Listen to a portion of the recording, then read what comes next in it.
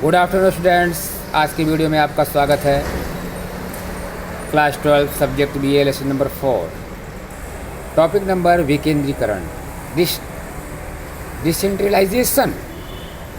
विद्यार्थी मित्रों, आज हमें डिसेंट्रलाइजेशन मीन्स विकेंद्रीकरण के बारे में पढ़ना है। व्यवस्था तंत्र का अध्ययन करने से दो बातों की स्पष्टता होती है। इनमें से नंबर 1 है, कितनी ही व्यावसायिक इकाइयाँ ऐसी होती है कि जिनमें उच्च स्तर पर अधिक केंद्रित होते हैं। उच्च स्तर पर अधिकार केंद्रित होते हैं। उच्च स्तर द्वारा ही अधिकतर निर्णय लिए जाते हैं। विद्यार्थी मित्रों, अधिकांश व्यावसायिक इकाइयाँ ऐसी होती हैं जिसमें उच्च स्तर पर ही अधिकार केंद्रित होते हैं और अधिकतर निर्णय उच्च स्तर पर ही लिए जाते हैं। नंबर 2, कितनी व्यावसायिक इकाइयों में हर स्तर पर कार्यरत कर्मचारियों को अमुक निर्णय लेने की आवश्यकता पड़ जाती है और उनको अमुक निर्णय लेने का अधिकार भी दिया जाता है।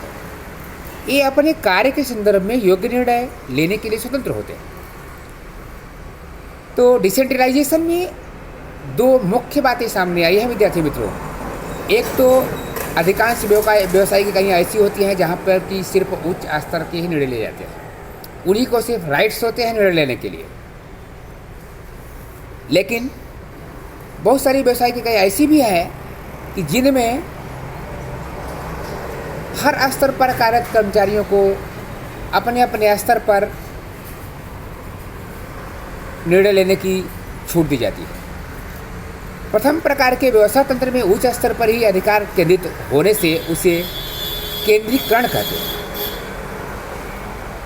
प्रथम व्यवस्था जो है वह अधिकार सिर्फ उच्च स्तर वालों के लिए है, इसलिए उसे हम केंद्रीकरण कहते हैं। दूसरे व्यवस्था तंत्र में प्रत्येक स्तर पर निश्चित अधिकार दिए जाने के कारण उसे हम विकेंद्रीकरण कहते हैं। यदि उच्च स्तर लिए जाएं, उच्च स्तर पर निर्णय लिए जाते हैं तो वो केंद्रीकरण है, सेंट्रलाइजेशन। यदि व्यवस्था तंत्र में प्रत्येक स्तर पर निश्चित अधिकार दिए जाने के कारण जो निर्णय लिए जाते हैं उसे हम डिसेंट्रलाइजेशन या विकेंद्रीकरण कहते हैं। What is difference between decentralization and centralization? विद्यार्थी मित्रों, यहाँ पर हम डिसेंट्रलाइजेशन और सेंट्रलाइजेशन में के बीच अंतर क्या है? तो मुख्य रूप से जो सेंट्रलाइजेशन है उसमें उच्च स्तर पर उच्च अधिकारी ही निर्णय लेते हैं, लेकिन डिसेंट्रलाइजेशन अथवा विकेंद्रीकरण इसमें हर स्तर के कर्मचारी को निर्णय लेने की छूट रहती है। ये मेन अंतर है, मैंने आपको समझा दिया। अभी हमको पढ़ना है concept. What is concept of decentralization? विकेंद्रीकरण का विचार अधिकार और दायित्व के साथ साथ जुड़ा हुआ होता है। बहुत ही महत्वपूर्ण विचार है। संचालकों द्वारा अधिकार केंद्रित रखना या विकेंद्रित करना, स्वयं निश्चित करना। इकाई के संदर्भ में निश्चित करते शब्द छोटे कद की इकाइयों के लिए केंद्रित अधिकार का विचार और विशाल कद की इकाइयों के लिए विकेंद्रित अधिकार का विचार सफलता दिला सकता है। विद्यार्थी मित्रों, जो छोटे कद की विस्तृत इकाई है, छोटे कद के व्यापारी हैं, छोटे कद की इकाई व्यापारिक पीढ़ी है, तो वहाँ पर हमको केंद्रित अधिकार, और जो विशाल पीढ़ी है, विशाल व्यापारिक इकाई है, वहाँ पे विकेंद्रित विचार अधिकतर सफलता दिलाने वाला होता है। What is the means of digitalization? What is the meaning of digitalisation?